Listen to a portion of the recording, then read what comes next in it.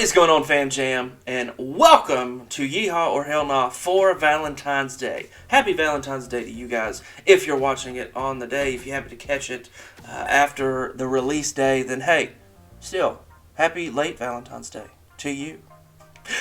We're going to check out a song that comes off an album that I think is drastically underrated for the band. The band is going to be Linkin Park. And we hear a lot from Linkin Park about like Hybrid Theory. We hear a lot of other albums, but we don't hear a ton about Minutes to Midnight. And I don't really know why, because I love that album from them. I haven't been able to listen to it. We listened to it when I was in my middle teens when it came out. And I really enjoyed the album, and ever so often I will visit the album again. But I will say an underrated song on the underrated album from them is going to be Valentine's Day. And of course, from the title, that's why I'm doing it today. It definitely fits. But today we're going to do a live version of it. I did go find one on YouTube that's a live version of Valentine's Day, and the title says Best Performance of it. So I'm just kind of giving it to My Guitar Covers HD that this is the best version. If not, you can feel free to leave a comment and put a link in there if they did it live again that I don't know. So this is what we're going to do, is the live performance of Valentine's Day from Linkin Park off the Minutes to Midnight album that I feel is drastically underrated. So, Fam Jam, let's go.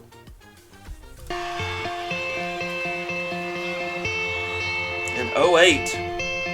I hate that that's 16 years ago. My people.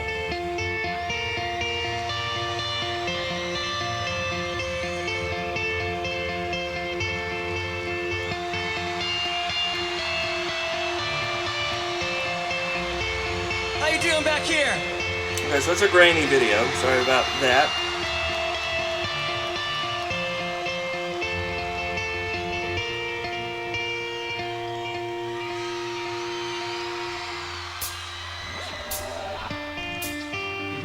Insides all turn to ash, so slow, and blew away as I collapsed, so cold. The black wind took them away from sight, and held the darkness over day. That night, and the clouds above moved closer, looking so dissatisfied. But So that lyric, the clouds passing over, looking so dissatisfied. What a perspective to think that the clouds have an emotion. I would never think of that. So writing here is incredible. Two, I really like that we're getting a live version because Chester's voice was so unique and so just great. So that's what we're going to do, is keep going with this one, but I did want to pause at that lyric because that lyric is so cool to me because it is a different, just a different pace, a different version. But, man, so let's keep going. heartless wind kept blowing, blowing.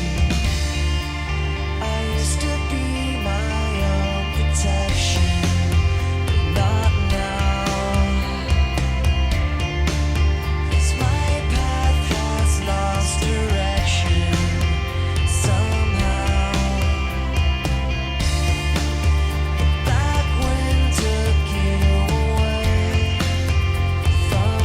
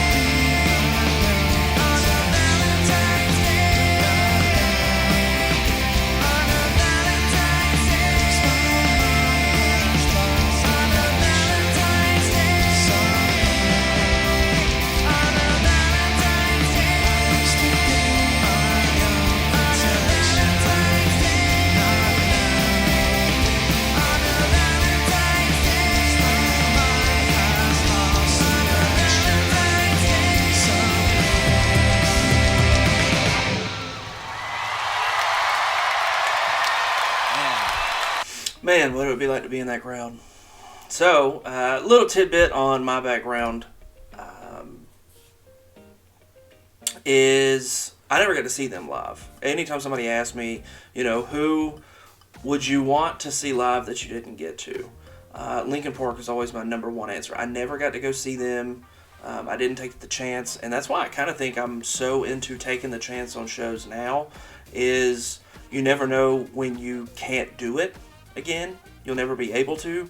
So that is definitely my top pick on if you could go see an act that has passed, I would want to see Linkin Park. And then I was asked, actually, this past weekend, that what celebrity passing influenced you or hit you hardest? And my answer was Chester Bennington. I had a top three. Robin Williams was in there. Alan Rickman was in there. But Chester was the top one to me.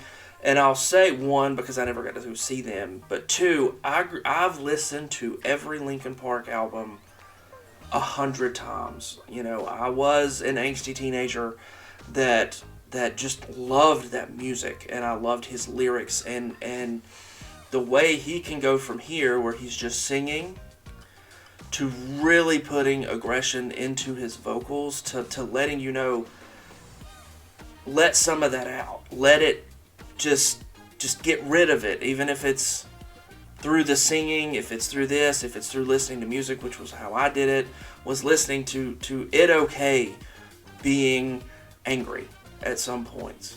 As long as you let it out in a safe manner, it's okay to go after things. So that I had just a special place in my heart for Linkin Park. Two, on this, again, you guys know I love going after the live versions because I love seeing crowd reactions. I love getting a reaction that I get to feel like I was there sometimes. So, Yeehaw! Yeehaw. Absolutely. This song lyrically is a perspective that is just so cool because I don't think in the manner that he did, and he gives me a way to change a perspective, like a director in a movie that looks at the camera and says, well, this is what the audience is going to see, and takes a 360 view of things. He views it differently than I do, and then he shares that through the lyrics and through music. Mike Shinoda, awesome. The whole band is just so good, and I get to see those perspectives that I normally wouldn't think about. The heartless wind. I would never think of the wind being heartless. I just think, hey, it's nice on the beach when it's hot to have a gust of wind, or when it's really cold in Chicago in February and wind hits you, it's cold. So to take it and put those things and create that in your brain to make an emotion to it is really cool. It's really special. And you saw me get emotional there because I just care about the band. I care about their music and what their music meant to me. So, love it. Hopefully you guys have had a great Valentine's Day, or you did have one, again, if you're not watching it on the day of.